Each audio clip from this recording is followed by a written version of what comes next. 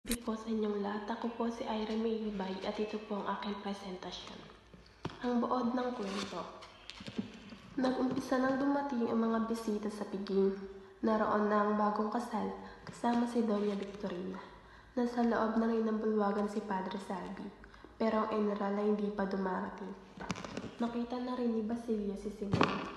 Dala ang ilawan na pampasabog.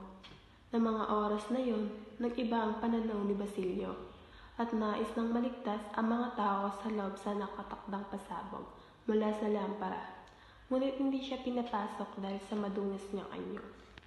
Sa di kalayuan ay nakita niya ang kaibigang si Isagani.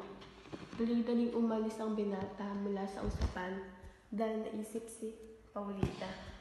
Abang nasa itaas naman, nakita nila ang isang papel na may nakasulat na Mane Tase Pares, Juan Crisostomo Ibarra. Sabi ng ilan ay biro lamang yun.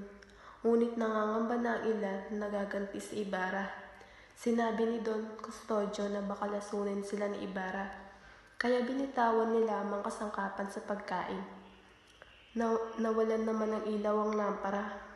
Itataas sana ng mensa ang ilaw nang pumasok naman si Isagani at kinuha ang ilawan at tinapon sa ilog mula sa azotea.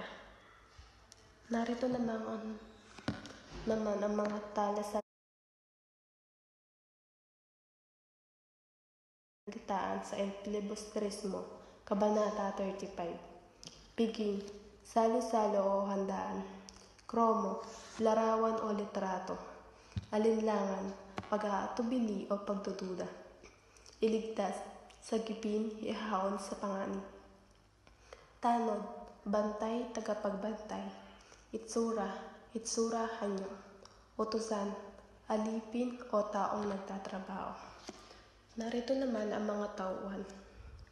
Don Timoteo, ama ni Juanito, siyang nagpupugay sa mga dumadating na bisita. Doña Victorina, tiyain ni Paulita na dumalo sa piging. Padre Salvi at Padre Irene, mga paring dumalo sa piging.